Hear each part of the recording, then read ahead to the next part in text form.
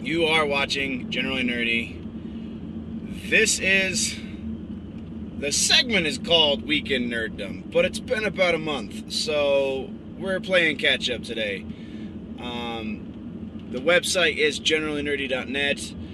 Check it out. You can get links to all of the other things, like the Facebook /generallynerdy, or the Twitter @generally_nerdy, or the Instagram @generallynerdy. All of those wonderful things and much, much more. Let's jump right into it.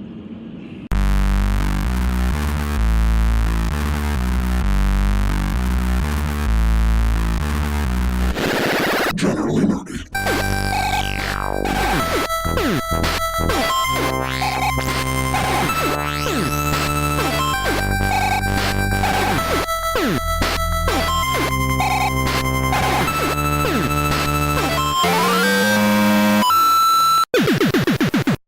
Again, there's a lot of things because it's been a month. I mean, granted, it was pretty slow for the first few weeks, but there's been some more stuff that's happened in the last couple weeks, week and a half or so, and that's kind of filled up the notes page. So, we're going to start with video games.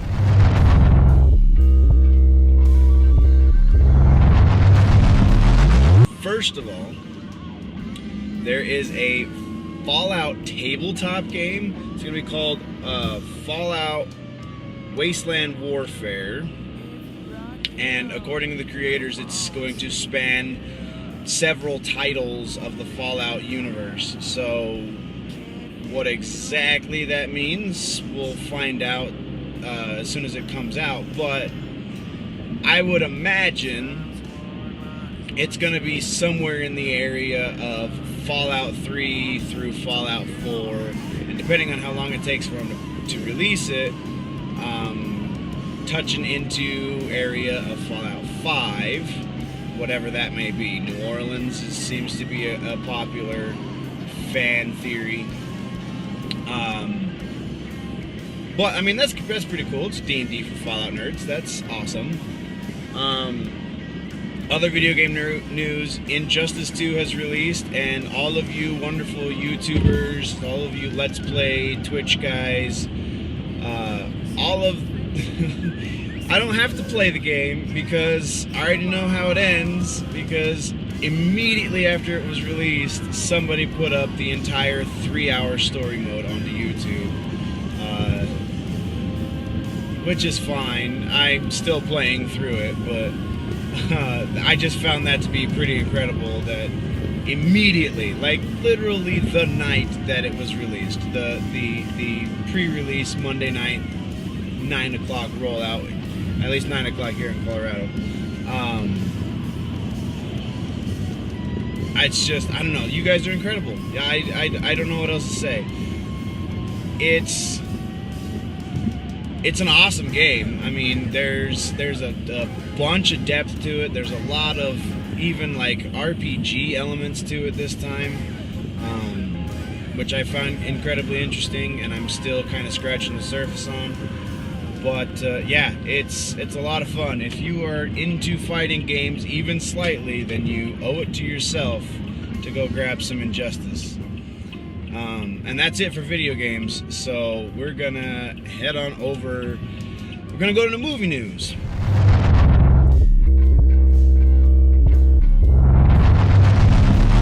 So, in the world of movies, there's a lot of gray area, and I guess that's not probably the right. There's a lot of overlap. That's probably a little bit more appropriate. In the world of movies, there's a lot of overlap in the titles. Now, there's an argument to be made that means we are at a point in our movie history where we are incredibly non-creative. I would tend to agree on most levels, but it's still entertaining. There's still a lot of quality stuff being made, even if it's not the most original quality stuff. And in that vein, this should probably go onto the TV news, but it also has to do with the movie, so we'll do it in movie news. Boondock Saints is getting a TV show. It's called Boondock Origins, and if you buy the box set, it's like their fan funding, I guess. If you buy the box set, you get all of the DVDs or Blu-rays before it airs. I don't remember what station it's airing on. It might be a Netflix thing. I just can't remember. I didn't take the note. I don't know if it was announced actually who picked it up. So if there is a network, I'll definitely add that to the description below. Star Wars news, because we can't do an episode without something to do with Star Wars. Not that I'm complaining, it's just they really trickle that stuff out a little bit, don't they? It's a little, I'm going to give you something today, and then maybe something next month, and then maybe something the next day after that. So it's very interesting. But Star Wars Episode 9 has now been moved up May 24th of 2019, which puts it less than 2 years after Last Jedi. So the original plan, from my understanding of it, the original plan was we're going to get a Star Wars year every year, ad nauseum, round about Christmas time, until people stop going. I mean, granted, I'm sure that wasn't part of the plan, but there was no cap on it. There was no, we're only going to make this many movies. We're only going to do this. We're only going to do that. It was, we're just going to keep doing this, and then we'll put a plan in place afterwards as far as how many and so on and so forth. So now it seems they've put that plan in place. They're changing up a bit of the original groundwork for the plan. So, like I said, we're going to get a Star Wars movie every year around about Christmas. May is not Christmas. I don't know. It's weird. Did Rogue One not do as well as they were planning? Do they feel like they need to rush something out? I mean, I know they filmed 8 and 9 at back-to-back, a la Lord of the Rings, but like 2 years apart is appropriate. Like, if we're getting Han Solo next year, 2018, which I think they even moved that release date up, then I mean, we should be satiated for another whole 12 months. So I don't know what they're doing.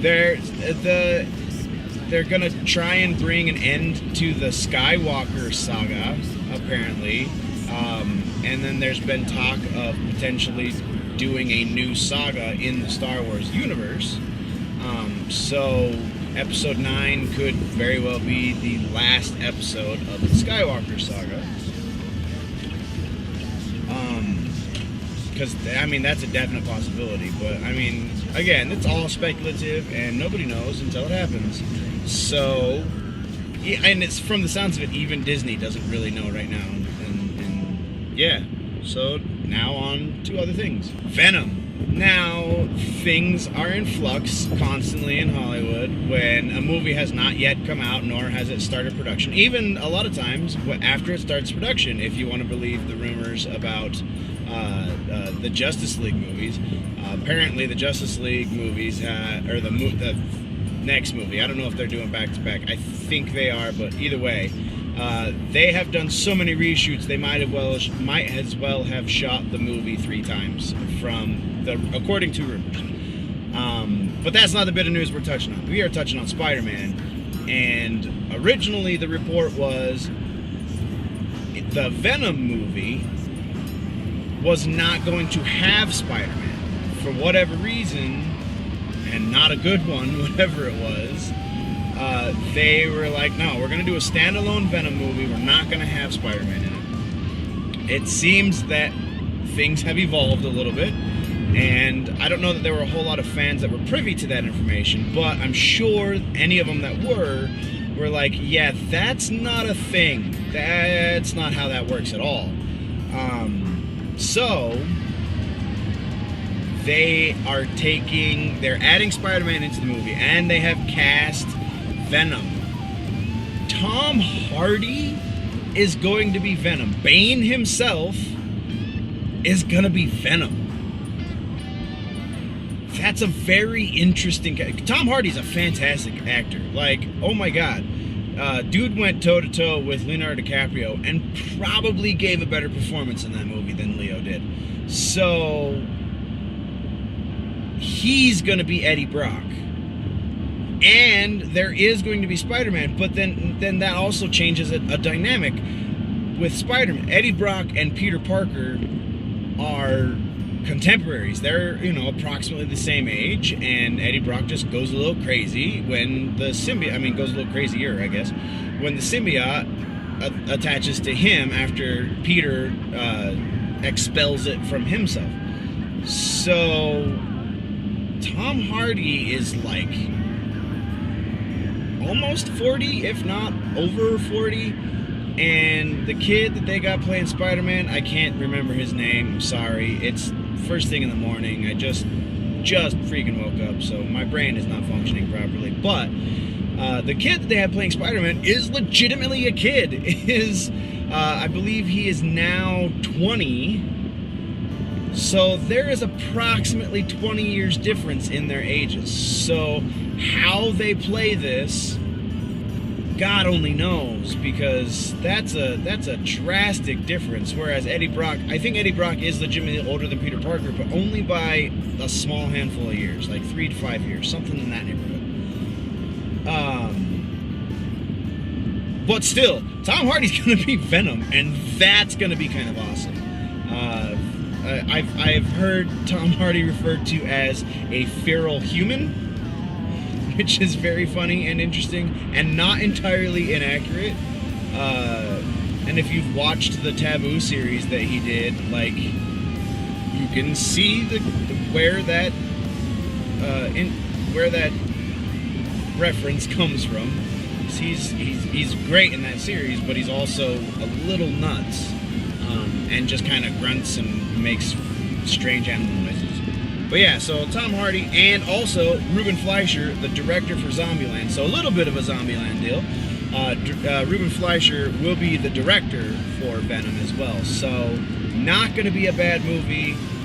Definitely have high expectations, even though I've learned from the past that you should not walk into a comic book movie with high expectations. We haven't been able to do, well, I don't know, the Cap movies, you can walk in with high expectations and walk out satisfied. But the Batman trilogy or the Dark Knight trilogy, I guess, was probably the only real time we knew I'm going to go see a great comic book movie. So, moving on. They are rebooting Hellboy. I don't remember if I've talked about this or not, but rebooting Hellboy, Guillermo del Toro is not involved, which makes a lot of people really sad. Ron Perlman is not going to be Hellboy, which is also very weird because, God, he was a really great Hellboy. Not going to get a third Guillermo del Toro Hellboy movie. It's just not going to happen for lists and lists of reasons. But David Harbour, as in the sheriff from Stranger Things, as in should have been Cable, is going to be Hellboy in the reboot. I don't know if the director has been announced as of recording this. Again, if he has been, I will put it in the description below. But that's pretty great. I'm down for a reboot. That's one that's like Batman, as far as the Dark Knight trilogy is concerned. You can't really continue that without Christopher Nolan. And since we don't have Guillermo del Toro, we can't really continue the Hellboy movies that we started. And Ron Perlman's getting a little old, so I don't know if he's down for that kind of action again. Maybe he is. I mean, he's not ancient. He's not in his 80s or anything like that. But I don't know. This one kind of makes sense to restart, especially now that we have all of these interconnected universes in the movie area, now that we have all these interconnected universes in movies, it makes sense to maybe do a Dark Horse Hellboy universe. Who knows? So, in other movie news, Blade Runner 2049 has finally given us their first trailer, and if you have not watched this yet, please do so. So much anticipation for this movie. If you are, and who isn't, a fan of the first movie, then by God, you owe it to yourself to go see this. Like, I'm not doing a movie review, obviously, because the movie's not out yet, but it looks fantastic. There is no reason to not go see this opening weekend from where I stand right now. The direction is going to be so, and even just the cinematography from the trailer makes you go, man, this is going to be a beautiful movie. Even if they screw up the story like they did in Alien Covenant, even if they go in a completely different direction than where they should / where everyone expects, blah blah blah. If nothing else, the cinematography in this movie is going to be worth the opening weekend alone. So check out the trailer when it opens. Check out the movie. I can't really say much more than that.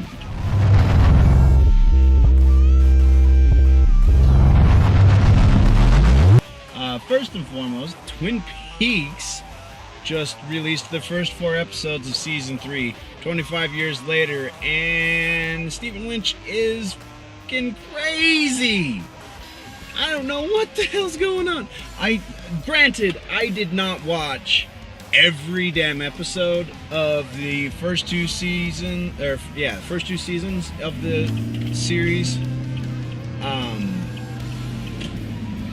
So it's understandable why I don't understand what's going on, but there are those who did watch every episode who are still going, seriously, what? David Lynch is out of his mind. It's on Showtime, so there's a lot more graphicness. I honestly don't remember where it aired to begin with. I feel like it was Fox. Very much could be wrong. But yeah, definitely an interesting situation. So if you're not watching it and you really are into weird stuff, definitely check out Twin Peaks. But on to actual things that I wanted to talk about in my notes. The Tick! August 25th is happening.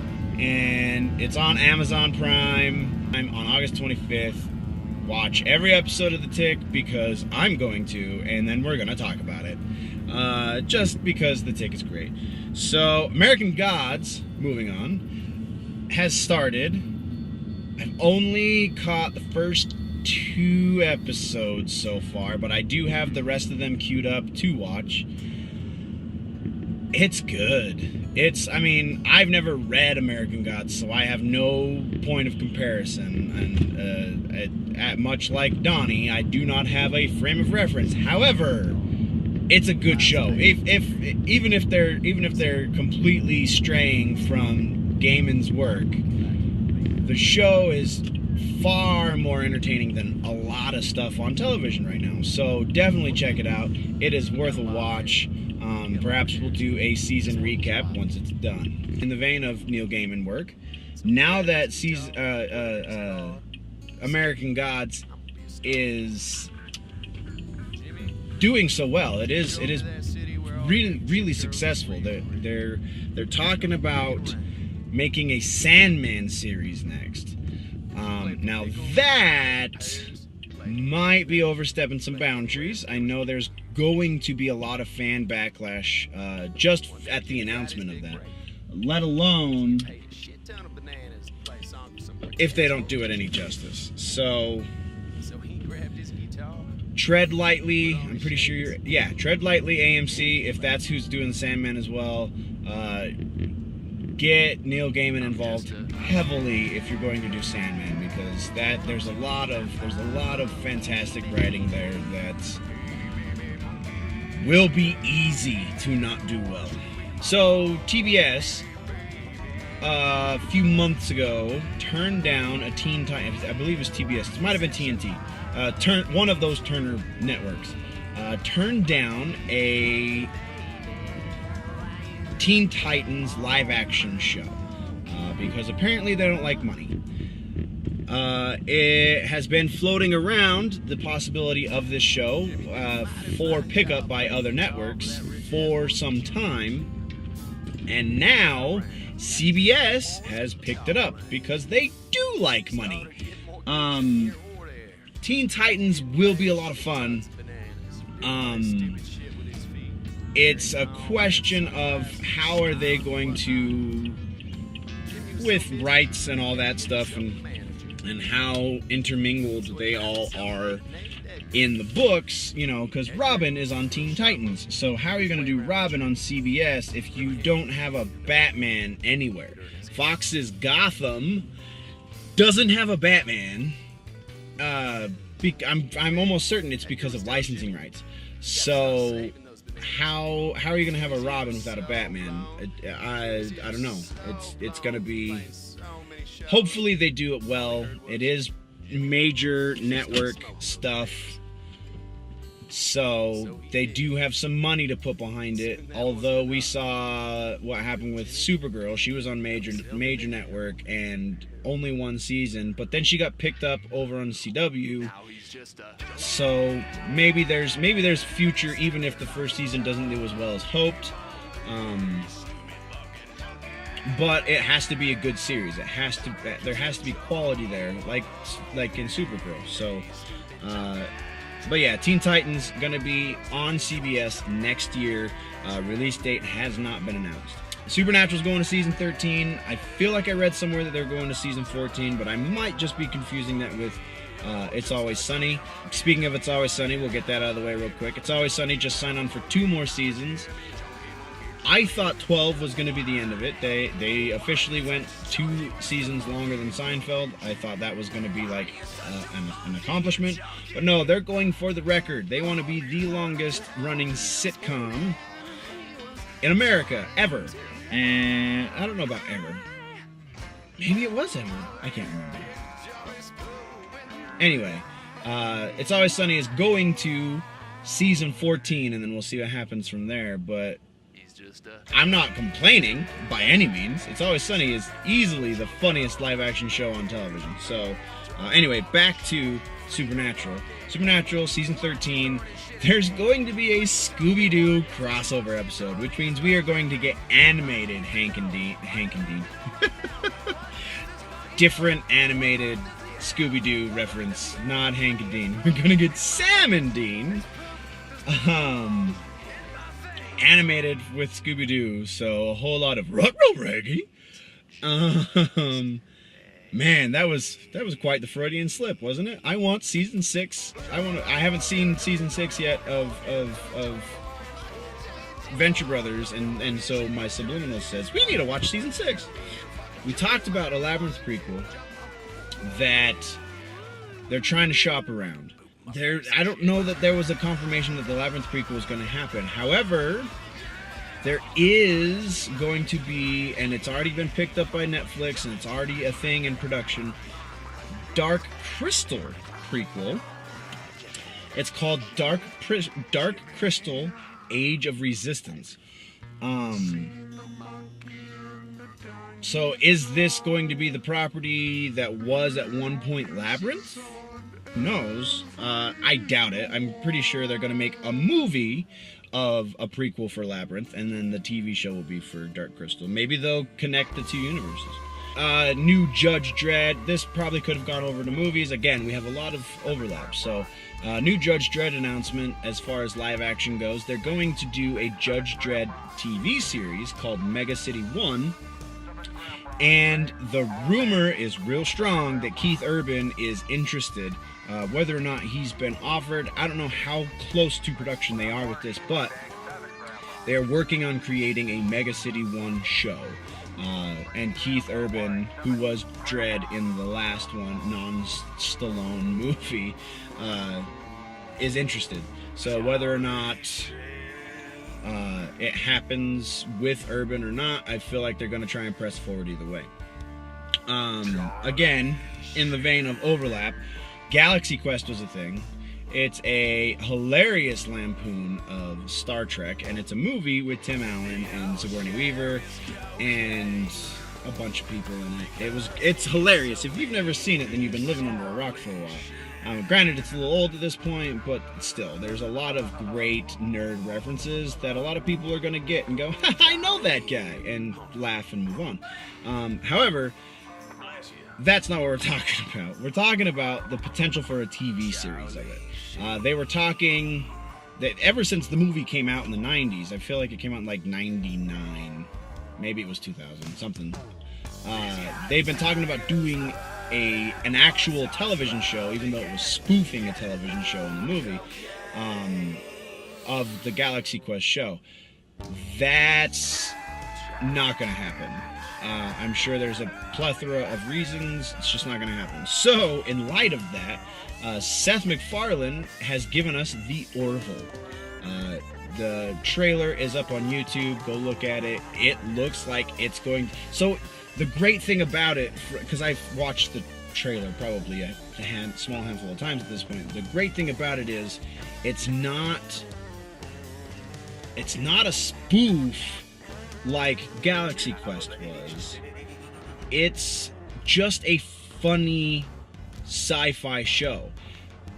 So many shows out there that fall into the sci-fi category are so dramatic and so serious, and there's a lot of gravity, and they're great stories that they tell, but like, we don't have a whole lot of comedy. We've got Hitchhiker's Guide to the Galaxy, and then I'm sure there's a small list of other comedies out there that are sci-fi, but nothing that's given as much it's given as much of a budget, to be quite honest. So Seth MacFarlane was like, yo, this has got to change. I like doing comedy. I like science fiction. Let's do a science fiction comedy. And that's what it is. It's very, very similar to Star Trek. So there are, I'm sure, are going to be spoof elements of it. But it also looks like there's a lot of like actual show. It's not just like its sole existence is not to spoof Star Trek. Its sole existence is to be a comedy, and I like that. I like that they're just doing funny to be funny, not to make fun. And we're moving through more television news. Game of Thrones is coming to an end. We have 13 episodes left. It's sad. Everyone is going to miss Game of Thrones, even though it's only the second best show on television. Everyone knows that the first best show is Walking Dead. But Game of Thrones is coming to an end. We have 13 episodes, split between 2 seasons, and then they're done. Or are they? It was announced that there are going to be spin-offs of Game of Thrones.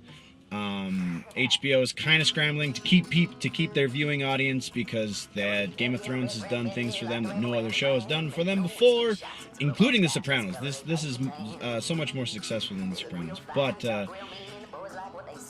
they're not really spin-offs. According to George R.R. Martin, he has not approved spin-offs in the way that we think of spin-offs. So a spin-off show would be Frasier. A successful spin-off show would be Frasier. Another spin-off show that is not successful, and most spin-off shows that are not successful, we got Joey from Friends. That was a spin-off show that happened for a half a season because nobody watched it. So Martin says, no, this is not a spin-off situation. He said there are 5 series in the works for HBO, all that deal with the Game of Thrones world. The plan, from what I understand, the plan is most of them, probably 4 out of the 5, because the 5th one nobody knows anything about except for the people at HBO and George R.R. Martin. But the 4 out of the 5 of them are in Westeros to some degree. The fifth one very well could take place in some other very different place in this world, but there are going to be 5 shows that deal with this universe that he has created in Game of Thrones, A Song of Ice and Fire.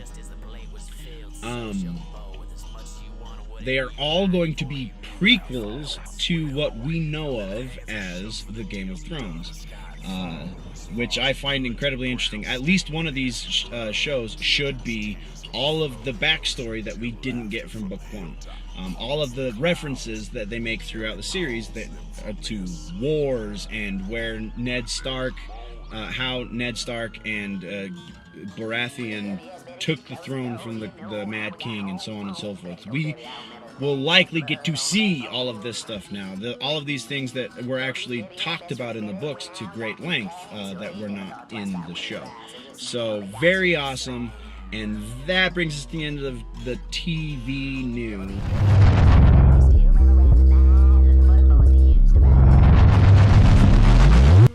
We have The Tick coming to television, streaming, I guess is the proper term that we're using these days. So we have The Tick coming to streaming on August 25th.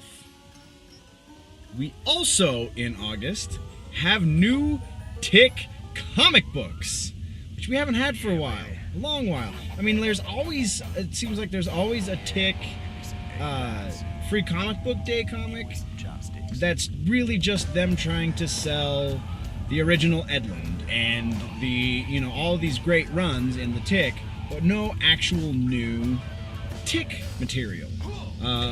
This year we are getting new Tick material, which is fantastic. The Tick is not only one of the best animated series ever, but it's one of the funniest damn superhero comics around, and it's usually pretty well written. Ben Edlund's stuff is always great, so if you haven't read it, read it. But this is going to be Cullen Bunn, and Jimmy Z. Johnston that are writing, and Douglas Paskowitz is the artist. So this is going to be fantastic. I don't think we're going to get any middle of the road stuff with this. I could very well be wrong. Not super familiar with any of these artists slash authors, but it's a thing that's going to happen. And I don't know. I just feel like anyone who's got the Tick in their hands, who has the green light to do the Tick, there's got to be somebody that's worth their weight. So, hope I'm not proven wrong, but I'm super excited about it. Deadpool's getting an animated series, a la the X-Men animated series from the 90s that we all grew up with. And that, should I ever have children, they will also grow up with, because it's fantastic. But this is not going to be on broadcast television, unfortunately. I mean, it's going to be terrestrial, it's going to be broadcast, it's just going to be cable. FXX, who also has signed on 2 more seasons for It's Always Sunny in Philadelphia, which we talked about already, but FXX seems to be where to get all of your less than mainstream, slightly offbeat kind of humor, i.e. It's Always Sunny and Deadpool. No word yet on who's going to voice Deadpool, though the showrunner is going to be Donald Glover and his brother. I don't remember his brother's name, something Glover. So the showrunners are going to be the Glover brothers, and Donald Glover, we all know, is a giant nerd. He's going to be freaking Han Solo. He's going to be freaking Lando Calrissian in the new Han Solo movie. See what I did there? I switched the two.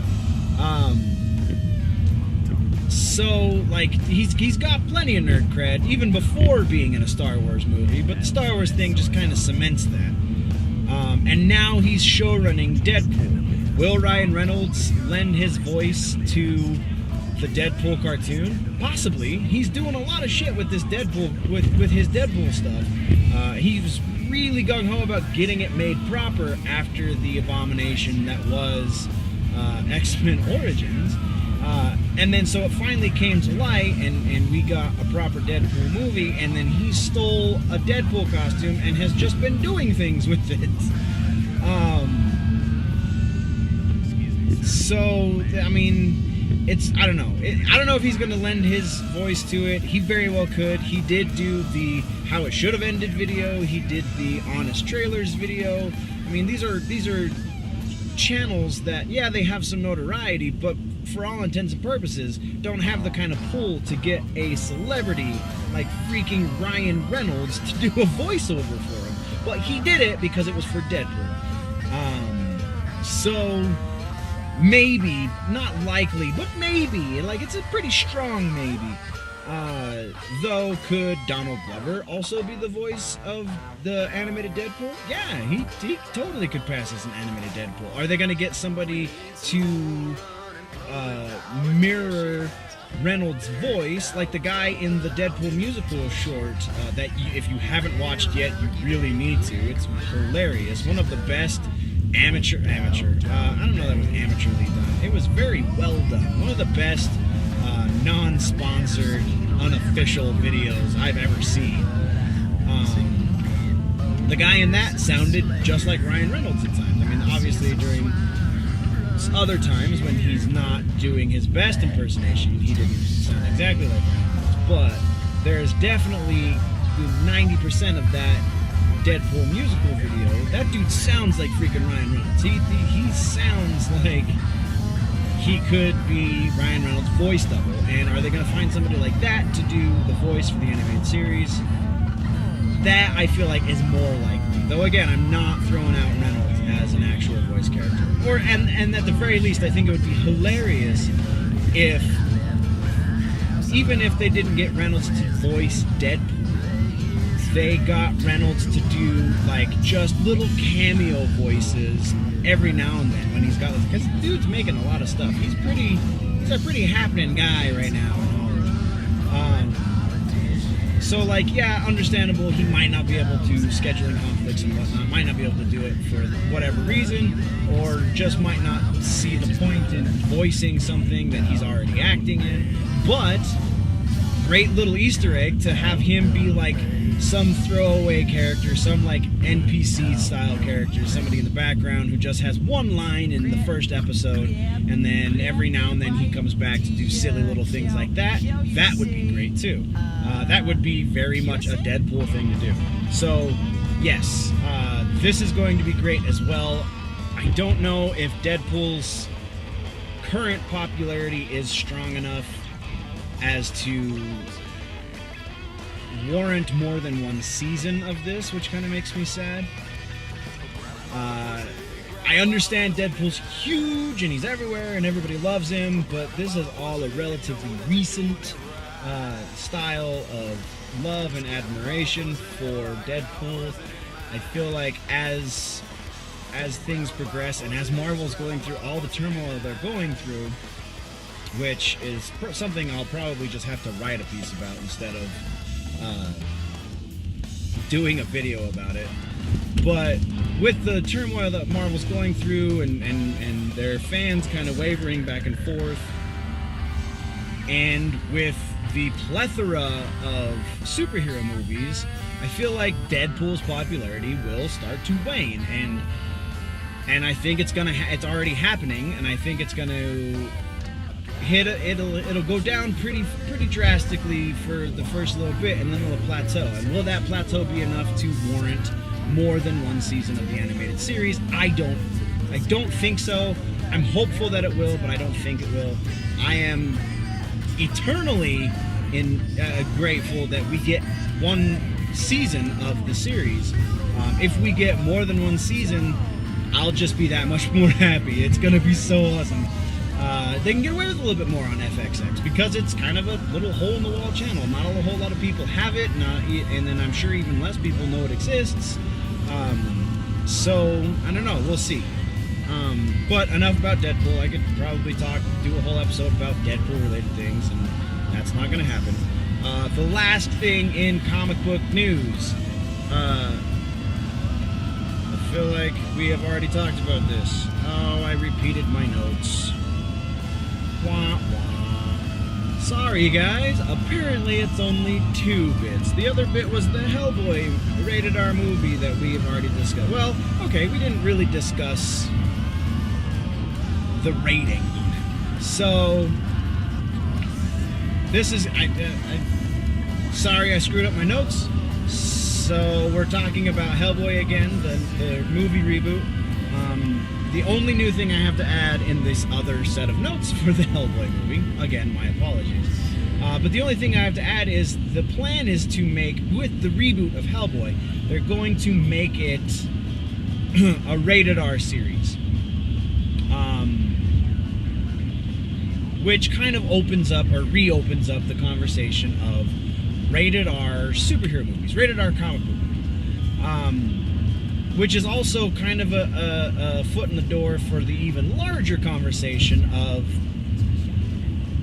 the 2 societies that we kind of live in. So let's start with rated R superhero movies. Rated R comic book movies is more appropriate. So up until recently, the only rated R comic book movies that we got were The Punisher with Dolph Lundgren.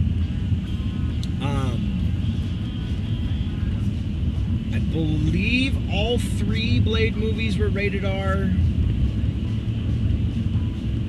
And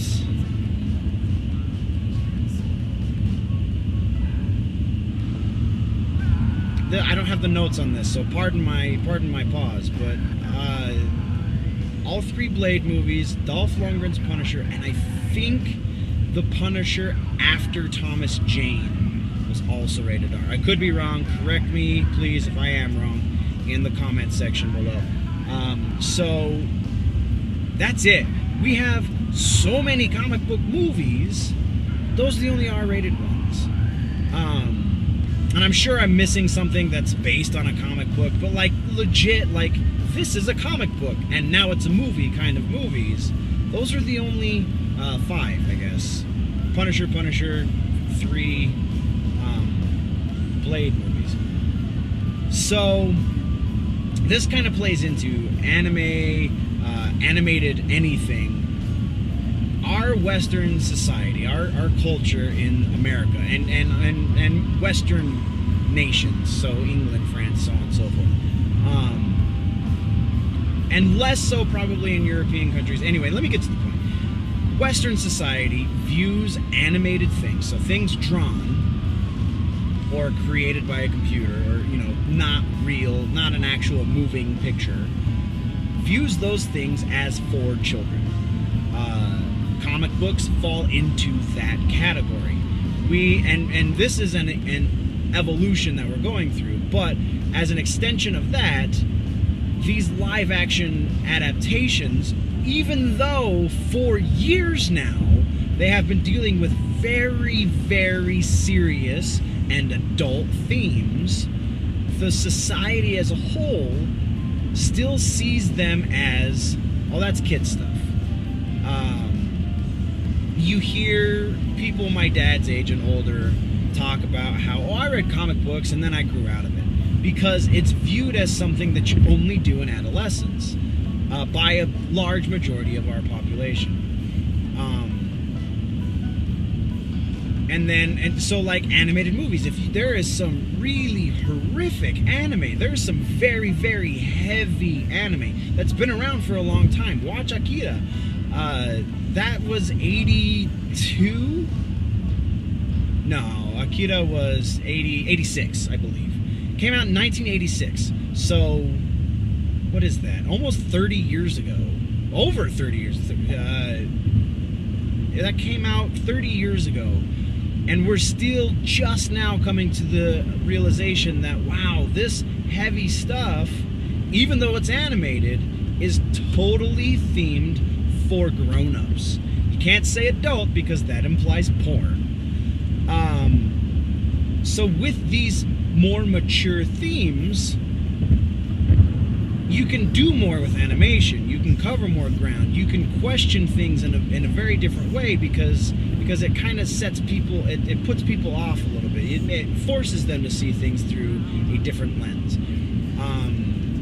And we as a society are just now catching on to that. This has been a thing for a long damn time in Japan and in Eastern cultures. But Western cultures are just now coming to the realization. So, how does that play into comic book movies? Well, comic book movies, by and large, again, there are exceptions, some of which, or most of which, or possibly all of which I have already listed. There are exceptions to this rule, but by and large, comic book movies are viewed as kiddie shows. They are fodder for children. So you can't make an R-rated comic book movie because then the target audience is no longer kids, and we can't deal with that. Our Western mind just goes, no, comic books are for kids. Why is this rated R? It's a fantastic thing that we are evolving out of this, that we are coming to the conclusion of storytelling, regardless of the medium, can be geared towards any demographic, and the medium does not denote the target audience, and it's a wonderful thing. No longer are you pigeonholed if you're a comic book artist. I mean, again, since we've been dealing with the Flash's sidekick is a heroin problem. I think that happened in the 70s, if I remember correctly. So even longer ago than Akira came out. So it's a thing, and we're evolving out of it. And how does that play? Why does Hellboy bring that up? So Hellboy is a series that has always been fairly mature. Dark Horse doesn't do a whole lot of stuff that's really kid-friendly. To my knowledge, I don't have an extensive Dark Horse catalog. I haven't read a whole lot of Dark Horse stuff, but the stuff I have been exposed to does not strike me as for children. Hellboy is not a for children thing. So why then are the two existing Hellboy movies, which are great? I fucking love Benicio del Toro. Or Guillermo del Toro. I love Benicio del Toro too. But Guillermo del Toro, who directed and was, the art direction and all that stuff on those two movies, I think he's fantastic. I think he does very little wrong with his career. He's a fantastic voice for horror and for the darker elements of entertainment, and he's a needed voice there. But why are those two movies not rated R? Because the major movie houses that see little potential in an R rating, because you're drastically narrowing your target audience. They think that society, and this is this weird dual society thing that we live in, because this is something that's happened on YouTube. This is something that is factoring into a lot of places where a lot of money is involved. So people who have a lot of money, advertisers, movie studios rather, still have this very holistic, very 1950s nuclear family idea of what our society is.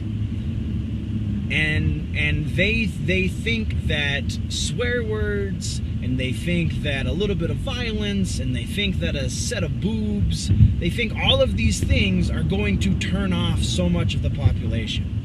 And the things that we're learning in recent history, again, up even through the 90s, they were not entirely wrong.